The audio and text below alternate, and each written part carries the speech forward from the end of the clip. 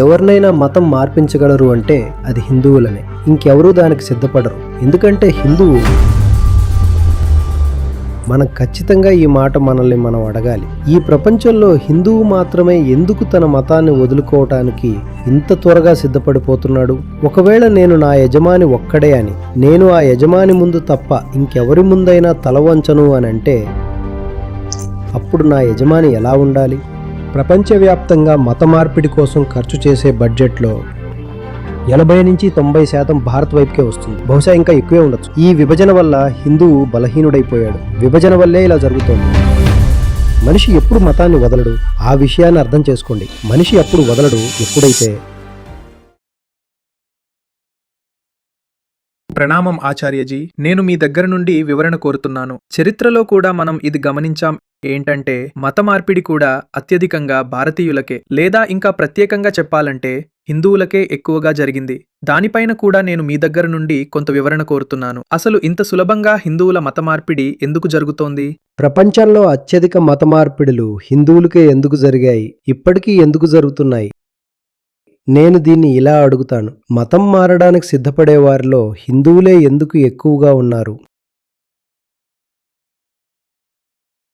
ఒకరి పట్ల మీ నిష్ఠ, విశ్వాసం, ప్రేమ, సమర్పణ ఉండాలి. కేవలం ఒకరి పట్ల మాత్రమే. విడిపోతే తగ్గిపోతారు. విభజన జరిగితే వినాశనమే. ఈ విభజన వల్లే హిందువు బలహీనుడైపోయాడు. ప్రపంచవ్యాప్తంగా ప్రోజిలిటైజేషన్ అంటే మత మార్పిడి కోసం కేటాయించే బడ్జెట్లో 80-90% భారత్ వైపు వస్తుంది. బహుశా ఇంకా ఎక్కువే ఉండొచ్చు. ఇస్లాం మరియు క్రైస్తవం ఇవి ప్రోజిలిటైజింగ్ రిలీజియన్స్. అక్కడ ఎదుటివారి మతాన్ని మార్పించడం సరైనదే అని భావిస్తారు. మీరు ఒకరిని క్రైస్తవుడుగానో లేదా ముస్లింగానో మార్చడం అక్కడ ధర్మమే. మీకు ఆ అధికారం ఉంది. ఎదుటివారితో మాట్లాడి వారిని కల్మా చదవమనొచ్చు, లేదా చర్చికి రమ్మని బాప్తిస్మం ఇప్పించవచ్చు. కానీ వాళ్ళందరికీ తెలుసు, ఎవరి మతమైనా మార్చగలము అంటే అది హిందువులదే అని. ఇంకెవరూ సిద్ధపడరు. మిగతా వారిపై ప్రయత్నించడం కూడా వృధా. వారు తమ మతాన్ని వదలరు. కానీ హిందువు సిద్ధపడిపోతాడు. ఎందుకంటే హిందువు ఒక సత్యం, ఒక బ్రహ్మం, ఒక నిష్టకు బదులుగా వేల రకాల విషయాలను పట్టుకున్నాడు. వాటికే ఎక్కువ ప్రాధాన్యత ఇచ్చాడు. అందుకే హిందువు బలహీనుడైపోయాడు. ఆ పట్టుకున్న 70 విషయాల్లో ఒకటే ఈ కుల వ్యవస్థ. మనం పూజించే ఆ 50 రకాల విషయాలు, ఆ కర్మకాండలకు ముడిపడి ఉన్నదే ఈ కులం. జాతి ప్రథ. మీరు ఎప్పుడైతే మీ సొంత మనుషుల్నే తక్కువ వారుగా, దళితులుగా ముద్ర వేస్తారో అప్పుడు వాళ్ళు ఆ మతంలో ఎందుకు ఉండాలనుకుంటారు? వారు సిద్ధపడిపోతారు. మేము వెళ్ళిపోతున్నాం, వేరే మతాన్ని స్వీకరిస్తాం అని అంటారు. మాకు ఇక్కడ దక్కుతున్నది ఏముంది? ప్రపంచంలోని అన్ని మతాలు ఇతర మతాలను తక్కువగానే చూస్తాయి. అది ఖచ్చితంగా ఉంది. ముస్లిం దగ్గరకు వెళ్ళండి. వారిలో ఒక గొప్పతనపు భావం ఉంటుంది. ముస్లిం పైన హిందువు కింద అని అంటారు. మీరు ఒక సిక్కు దగ్గరకు వెళ్ళండి. వారిలో కూడా ఒక గొప్పతనపు భావం ఉంటుంది. సిక్కు పైన మిగతా వారందరూ కింద అని. క్రైస్తవుడి దగ్గరకు వెళ్ళిన వారిలో కూడా ఇదే భావం ఉంటుంది. ఏంటంటే క్రైస్తవులే గొప్పవారు, మిగతా వారందరూ కింద అని. హిందువులు మాత్రమే. హిందువుల్లో కూడా కొందరు పైన, కొందరు కింద అని అంటారు. హిందువు పైన, మిగతా వారు కింద అనే విషయం తర్వాత ముందు హిందువుల్లోనే ఎక్కువ తక్కువలున్నాయని నమ్ముతారు. ఇదొక విచిత్రమైన పని హిందువులు చేసి చూపించారు.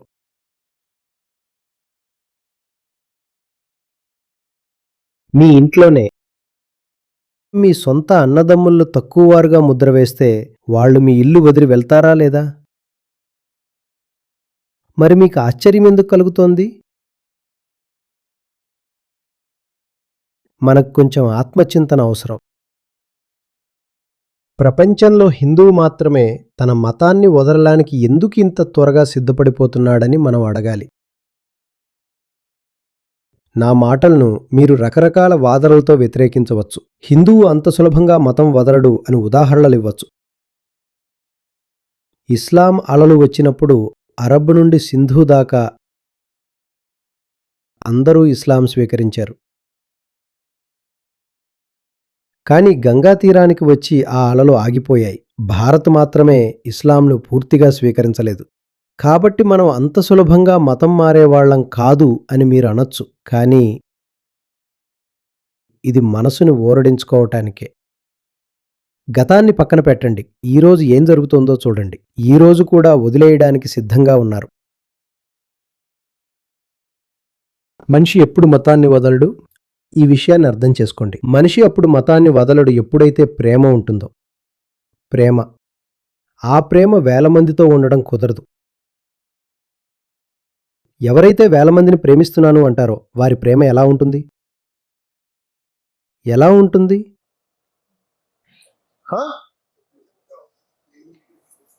ఎలా ఉంటుంది? అది అసలు ప్రేమే కాదు కదా. ప్రేమ అనేది ఒక్కరితోనే ఉండగలదు కదా. సనాతన ధారలో ఆ ఒకే నిష్ఠ లేదు. అందుకే సనాతన ధార ఇంత బలహీనపడిపోయింది. ఒకే నిష్ఠ లేదు. అందరికీ ఎవరివి వాళ్లవే ఉన్నాయి.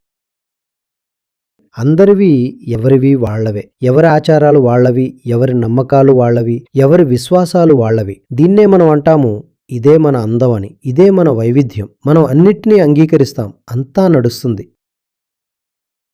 ఎవరో ఒక కాకిని పూజిస్తున్నారు, అది కూడా నడుస్తుంది. అంటారు కాకే అసలైనది అని.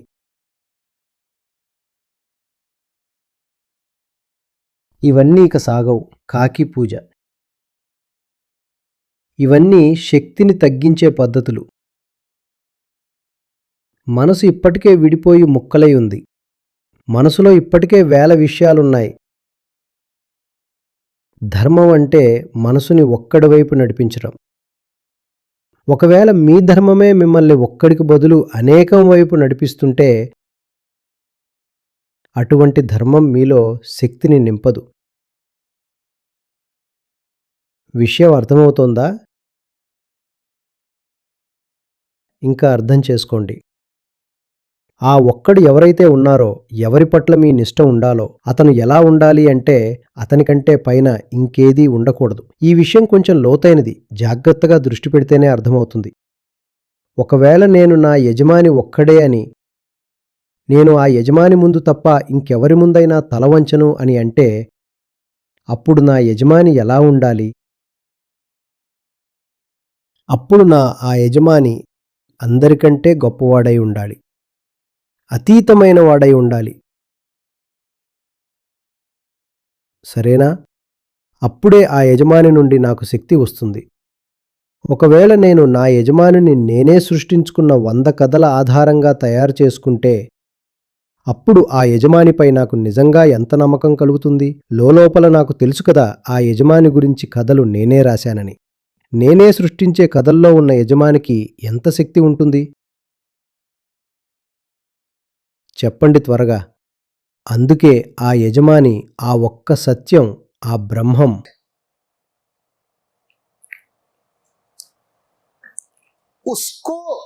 ఇంద్రియాలకు అతీతంగా ఉండడం చాలా అవసరం. ట్రాన్సెండెంటల్గా ఉండాలి.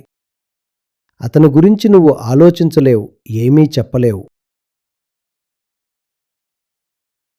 అదే సమస్త ఉపనిషత్తుల లక్ష్యం. అదే భగవద్గీతలో పదే పదే చెప్పారు. అది ఎలా ఉండాలి అంటే దాని గురించి నాలుకతో చెప్పలేనిది, కళ్ళతో చూడలేనిది, చెవులతో వినలేనిది. దానికి విగ్రహం ఉండదు, రూపం ఉండదు. అది నిర్గుణం, అది నిరాకారం. అప్పుడే శక్తి వస్తుంది. ఎందుకంటే రూపం ఉన్నది మనలాంటిదే. రూపం ఉన్నది మట్టిలో నుండి పుట్టి మట్టిలోకే కలిసిపోతుంది. దానిపై మనం ఎంత భరోసా ఉంచగలమా? దేని గురించైనా ఒక కథ చెప్పగలం అంటే అది మనలాంటిదే అని అర్థం. కాబట్టి మన నిష్ట దేనిపైన ఉండాలి అంటే దేని గురించి ఏ కథ చెప్పలేమో దానిపై ఉండాలి. అది మాటలందాకుండాలి. కానీ మనం దేనిపై నిష్ట పెంచాం? కేవలం కథలపై. మనం పురాణాల్లో బతికేవాళ్ళం అయిపోయాము. మన దగ్గర కథలే కథలు. ఆ దేవుడు ఇలా అన్నాడు, ఆ ముని అలా చేశాడు, ఆ దేవి కోపగించుకుంది. ఇవే. ఈ కథల వల్ల శక్తి రాదు. పరీక్ష ఎదురైనప్పుడు హిందువు తనని తాను బలహీనుడిగా భావిస్తాడు. ఎందుకంటే అతని దగ్గర కేవలం కథలే ఉన్నాయి.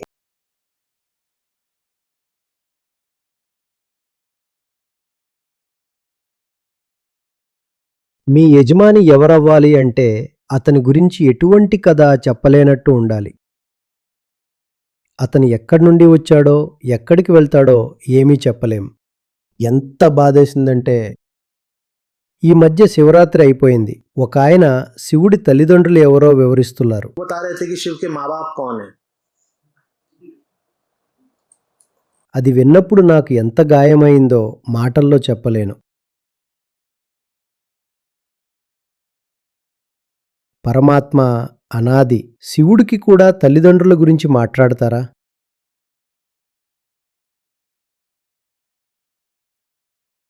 ఎవరికైతే తల్లిదండ్రులు ఉంటారో వారు నీలాంటి సామాన్యులే. పుట్టుక ఉంటే మరణం ఉంటుంది. మరణం ఉన్నవాడు అనంతుడు ఎలా అవుతాడు? అనంతుడు కానప్పుడు నీకు అనంతమైన శక్తిని ఎలా ఇస్తాడు?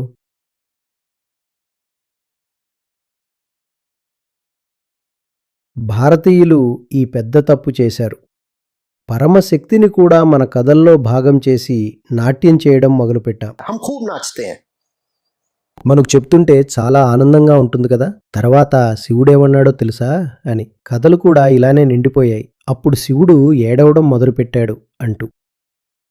మన ఆరాధ్య దైవాలను కూడా మనలాగే మార్చేశాం. మీ దైవం మీలాగే ఉంటే అతను మీకు ఎలా సహాయం చేస్తాడు? మీకు సహాయం కేవలం మీకంటే ఎంతో శ్రేష్టమైన వాడు మాత్రమే చేయగలడు కదా. మనం మన ఆరాధ్య దైవాన్ని కూడా అచ్చం మనలాగే మార్చేశాం. మనకు చాలా ఆనందం కలుగుతుంది, అహంకారానికి తృప్తి కలుగుతుంది కదా. ఏంటంటే చూడండి, ఆ దేవుడు కూడా మనలాంటి వాడే అని. మన కుటుంబం ఎలా ఉంటుందో అలాగే దేవుడి కుటుంబం కూడా ఉంది. భర్త, భార్య, 2 పిల్లలు అని. దీని ద్వారా ఇది నిరూపితం అవుతుంది ఏంటంటే నా జీవితం సరిగ్గా సాగుతోందని. ఎందుకంటే ఎలాగైతే నా కుటుంబం సాగుతోందో అలాగే దేవుడి కుటుంబాన్ని కూడా నేను సృష్టించేస్తాను. ఒకవేళ నువ్వు నీ దేవుడిని నీలాగే మార్చేస్తే మరి నాకు చెప్పు, ఆ దేవుడు నీకంటే శ్రేష్ఠుడు ఎలా అవుతాడు? ఆయన నీకెలా సహాయం చేస్తారు?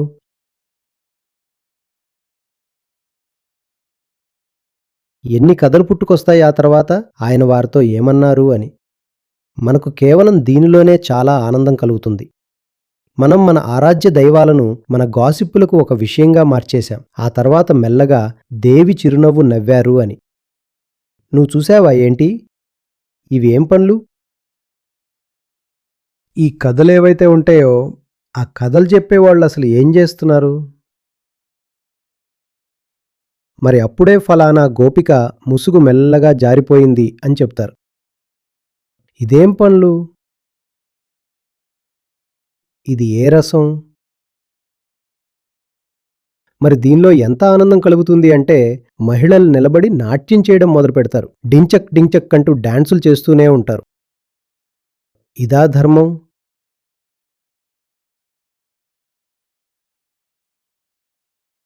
ఈ ధర్మాన్ని నమ్ముకుంటే మీకు శక్తి లభిస్తుందా? జీవిత నౌక తీరాన్ని చేరుతుందా? గీతతో సంబంధం లేదు, ఉపనిషత్తులతో అస్సలు సంబంధం లేదు.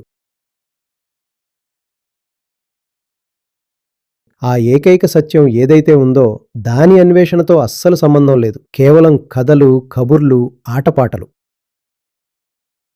డాన్స్ చేయండి. ఈ ఆటపాటలు మనల్ని ఎక్కడికి కాకుండా చేశాయి. ఈ ఆటపాటల ప్రాబల్యం ఎప్పుడు మొదలైందో మీకు తెలుసా? కథ ఇక్కడ కొంచెం మారుతుంది. మీకు కుతూహలం ఉంటేనే చెబుతాను. సనాతన ధర్మంలో ఇవేవీ లేవు.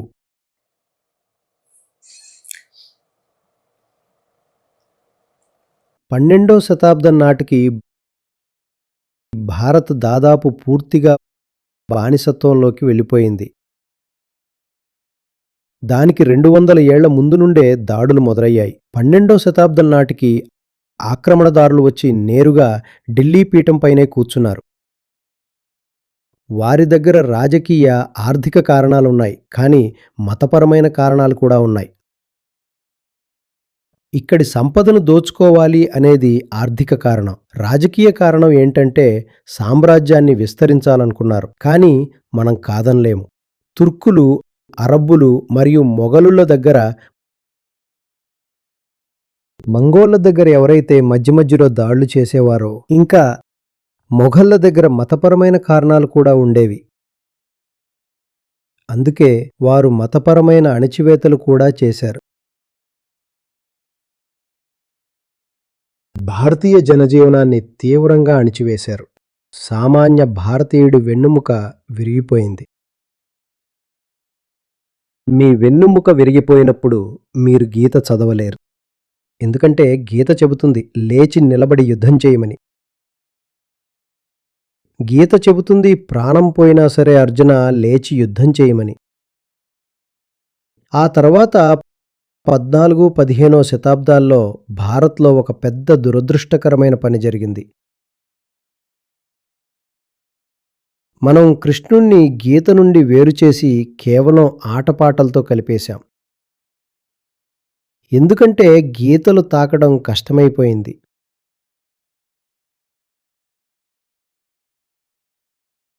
మంగోళ్ళున్నారు, మొఘళ్ళున్నారు, ముస్లింలు పాలకులుగా ఉన్నారు. గీత ఎలా చదువుతావు? గీత చెబుతోంది యుద్ధం చేయమని. యుద్ధం చేస్తే చంపేస్తారు. అందుకే గీతను పక్కన పెట్టేయండి అన్నాము. భాగవత పురాణానికి ఎక్కువ ప్రాధాన్యత ఇవ్వటం మొదలుపెట్టాం. ఎందుకంటే అందులో సౌకర్యం ఉంది. అక్కడ ఎలాంటి విషయాలున్నాయి? రాసలీలలు, ఆటపాటలు. దీనితో ఆటపాటలు పాడే ఒక పెద్ద సమూహమే పుట్టుకొచ్చింది. గీతలో ఎక్కడైనా ఉందా?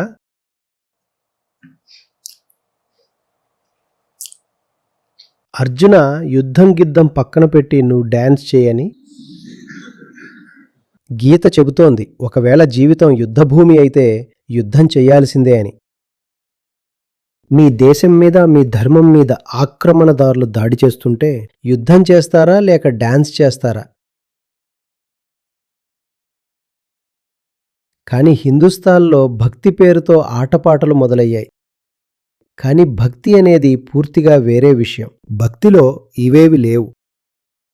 కృష్ణుడు పురుషుడు, నేను ఆయన స్త్రీని అని నాట్యం చేయడం భక్తి కాదు. భక్తి పేరుతో జనం ఒక వెసులుబాటును వెతుకున్నారు. ఏంటంటే ఇక యుద్ధం చేయాల్సిన అవసరం లేదు అని. కర్మయోగంలో ఏం చేయాలి? కర్మ.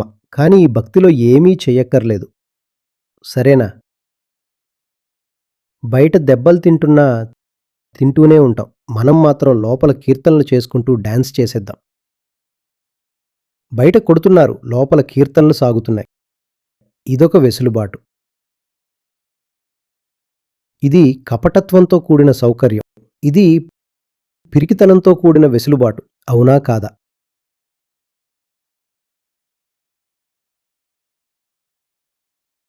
ఎప్పుడైతే గీత వెనుకబడి పురాణ కథలు ముందుకు వచ్చాయో ఇక అందులో పాత్రలకు కొదువలేదు. ఒకరి తర్వాత ఒకరు పాత్రలు. ఈ దేవి వచ్చారు, ఈ దేవత వచ్చారు, ఆ తర్వాత వారి జన్మల కథలు. 700 జన్మల తర్వాత ఇలా అయ్యారు అని. కథలే కథలు. ఈ కథల వల్ల మీకు శక్తి లభిస్తుందా?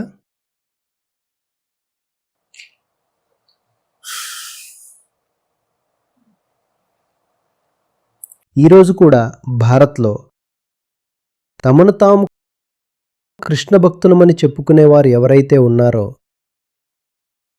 వారిలో కూడా వ్యావహారికంగా మీరు గమనిస్తే గీతకు ఉన్న ప్రాధాన్యత తక్కువ, భాగవత పురాణానికి ఎక్కువ. ఎందుకంటే గీతలో వినోదం లేదు. గీత సూటిగా స్పష్టమైన యుద్ధానికి పిలుపునిస్తుంది. నిలబడు, పనికిమాలిన మాటలేమీ వద్దు అర్జున, మౌనంగా లేచి నిలబడి యుద్ధం చెయ్యి. గీత చదవడం సామాన్య మనిషికి చాలా ప్రమాదం. వాడికి యుద్ధం చేసే ధైర్యమే లేదు. వాడు గీత చదివి ఏం చేస్తాడు? అందుకే జనం వెళ్లి పురాణ కథల్లో శరణు కోరుకుంటారు. అక్కడ శరణు కోరడం వల్ల మీకు అవగాహన రాదు, శక్తి రాదు.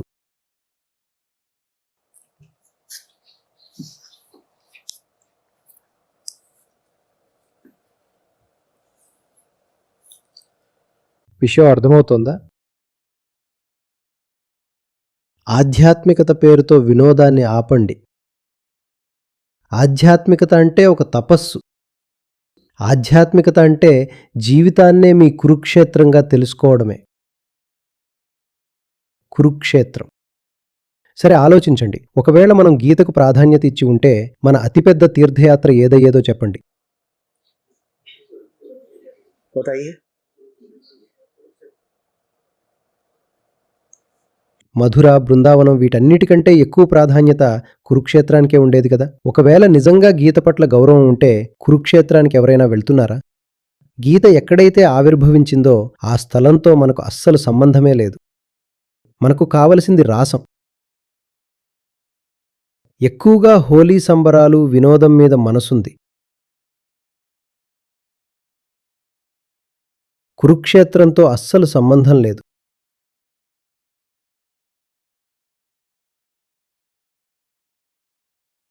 అది అత్యున్నతమైన తీర్థం అవ్వాలి, అవునా?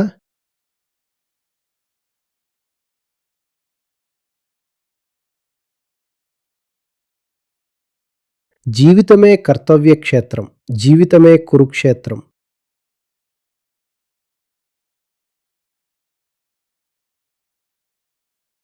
నిరంతర పోరాటమే సాధన. ఇదే ఆధ్యాత్మికత.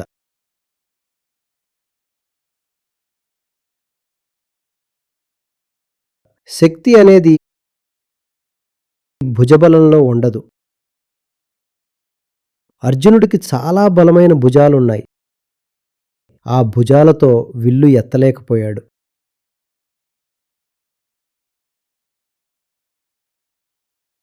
విల్లు ఎత్తడం లేదు, కాళ్ళు వణుకుతున్నాయి. ఆయన రథం వెనుకకు వెళ్లి చెతికిలబడి కూర్చున్నారు. అతనిలో ఏ శక్తి మిగలలేదు. శక్తి కృష్ణుడి సామీప్యం వల్ల వస్తుంది. ఏ కృష్ణుడి సామీప్యం వల్ల? గీత చెప్పిన కృష్ణుడి సామీప్యం వల్ల.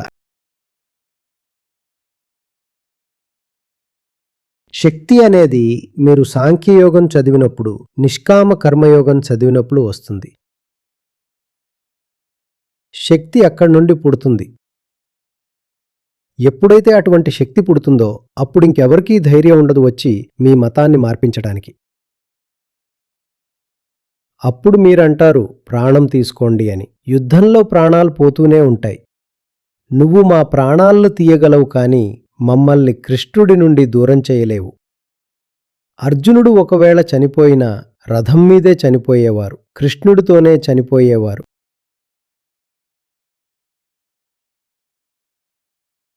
నిజంగా గీతతో ఉన్నవాణ్ణి ఎవరూ మతం మార్చలేరు. మిగతా వారంతా ఆటపాటల్లో మునిగిపోతే ఎప్పుడైనా మీరు ఇతరుల వేటలో చిక్కుకోవచ్చు. చరిత్రలో అదే జరిగింది, ఇప్పటికీ అదే జరుగుతోంది.